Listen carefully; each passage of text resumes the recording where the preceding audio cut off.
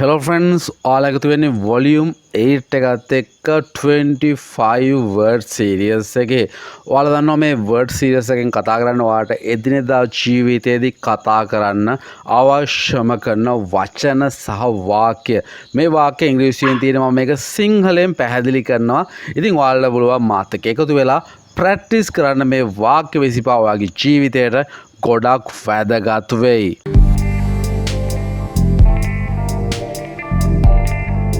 I work at the Ministry of Foreign Affairs. I work. මම වැඩ කරනවා. මම වැඩ කරන්නේ at the Ministry of Foreign Affairs. Ministry of Foreign Affairs කියලා කියන්නේ විදේශ කටයුතු අමාත්‍යාංශයට. මම වැඩ කරනවා විදේශ කටයුතු අමාත්‍යාංශය කියන එක තමයි වාක්‍යයේ තේරුම. This has nothing to do with you. It's not your affair. This has nothing to do with you. මේකට ඔයාට කරන්න කිසිම දෙයක් නැහැ. It is not your affairs. ඒක ඔයාගේ දෙයක් නෙමෙයි. ඔයාගේ පළහිලව්වක් කටයුත්තක් නෙමෙයි කියන එක තමයි it's not your affair කියලා කියන්නේ. He had an affair with a co-worker. He had ඔහුට තිබුණා මේ අතීත කාලේ මොකක් හරි තිබ්බ එකට තමයි he had කියලා මෙතන කියන්නේ. He had an affair. ඔහුට තිබ්බ සම්බන්ධයක් with the co-worker.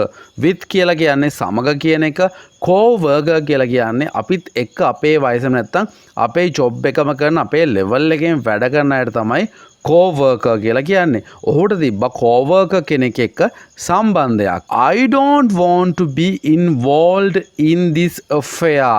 I don't want to be. මට අවශ්‍ය නැහැ වෙන්නට involved සම්බන්ධ වෙන්නට මේකට අතපය දාන්න මට ඕනේ නැහැ in this affair මේ කටයුත්තට මේ ක්‍රියාවට මට සම්බන්ධ වෙන්න කිසිම උවමනාවක් නැහැ කියලා තමයි එතෙන්ද කියන්නේ. He tried to gain her affection. ඔහු උත්සාහ කළා gain her වැඩි කරන්න ලබා ගන්න ඇයගේ affection කියන්නේ ආදරයට කියන තවත් වචනයක්. ආදරය සෙනෙහස කියන වචනේ තමයි affection කියලා කියන්නේ. අපි ආදරය කියලා කියමු.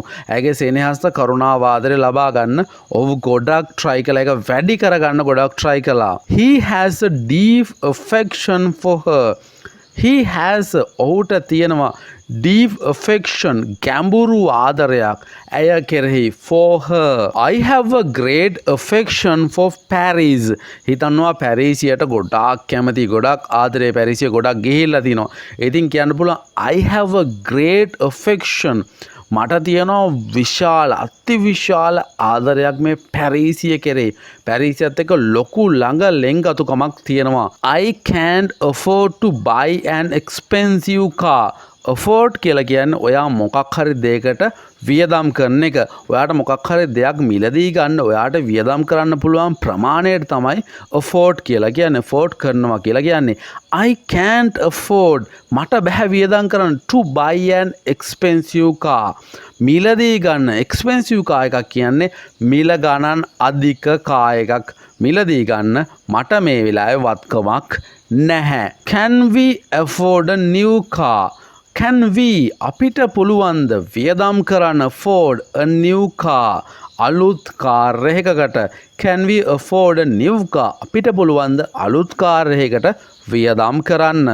The reality is that we can't afford to buy a house. The reality ඇත්ත තත්ත්වය නම් is that we can't afford to buy a house.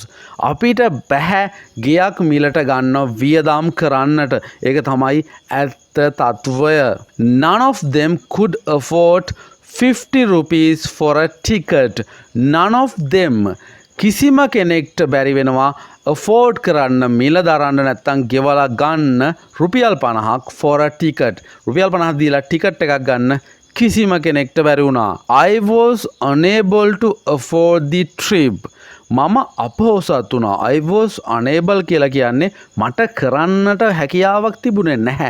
I was unable to afford the trip. මේ චාරිකාවට වියදම් කරන්න මට හැකියාවක් ලැබුණේ නැහැ. හැකියාවක් තිබුණේ නැහැ. I can't afford to buy another computer. මට බැහැ තවත් පරිගණකයක් මිලදී ගන්න වියදම් කරන්න. I can't afford to buy another computer. I'm afraid that you have to work overtime. I'm afraid මට සමාවෙන්න. මට කනගාටුයි. That you have to work overtime. ඔයාට අතිරේක වෙලාවක් නැත්නම් මේ OT කරන්න කියන එක තමයි මෙතන overtime කියන්නේ. අතිරේක වෙලාවක් වැඩ කරන්න සිද්ධ වෙච්ච එක ගැන මට ගොඩක් කනගාටුයි. It's all over. ඔක්කොම ඉවරයි. It's all over. There is nothing to be afraid of now. කිසිම දෙයක් නැහැ දුක් වෙන්න දැන්. බය වෙන්න කිසිම දෙයක් නැහැ. There is nothing to be afraid of now. Don't be afraid to experiment and fail. Don't be afraid. බය වෙන්න එපා. To experiment. පරීක්ෂණ කරන්න අත්හදා බැලීම් කරන්න. අත්හදා බැලීම් කරනට තමයි විශේෂයෙන්ම experiment කරනවා කියලා කියන්නේ. And fail. ඒවා කළා අසමත් වෙන්න බය වෙන්න එපා. තැති ගන්න එපා. I am afraid that I might make you angry. I am afraid මට බයයි that I might make you angry. මං ඔයාව තරහා ගස්සයිද කියලා මට upset. I might make you angry. I am afraid I took your umbrella by mistake. I am afraid මට සමා වෙන්න. I took your umbrella. මං ඔයාගේ කුඩේ අරගෙන ගියා by mistake. අත්වැරදීමකින්. Don't be afraid to admit your mistake. Don't be afraid. වද වෙන්න එපා. කනගාටු වෙන්න එපා.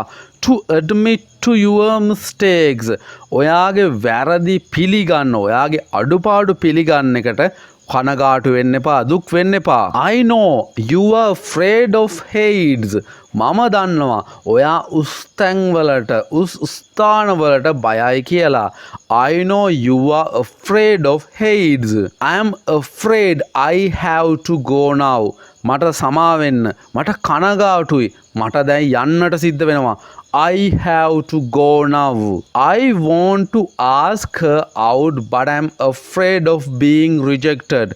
Ask out කියලා කියන්නේ කාගෙන් හරි ආදරය ප්‍රකාශ කරන්න නැත්නම් ආදරේ ඉල්ලන එක යකින් යාළු වෙන්න අහන එක තමයි ask out කියලා කියන්නේ. I want to ask her out. මට ඕනේ ඇයගෙන් අහන්න. ඇයගෙන් ආදරය ගැන අහන්න. But I am afraid මට බයයි of being rejected. මේ ප්‍රතික්ෂේප වීම සම්බන්ධයෙන් මට බයක් තියෙනවා. මාව ප්‍රතික්ෂේප වෙයිද කියලා මට බයයි. I'm afraid I will have to cancel our meeting tomorrow. මට කනගාටුයි. I will have to cancel. මට සිද්ධ වෙනවා cancel කරන්න our meeting tomorrow. හෙට තියෙන අපේ හමුව cancel කරන්න මට සිද්ධ වෙනවා. Brush your teeth after each meal. ඔයාගේ දත් මදින්න හැම කෑම වේලකටම පස්සේ. Brush your teeth after each meal. We can either eat now or after the show. It's up to you. මොකද්ද මේකෙන් කියන්නේ? We can either eat. මේ either දැම්මට පස්සේ මේ දෙකෙන් එකක් කියන එක අපි අදහස් කරනවා.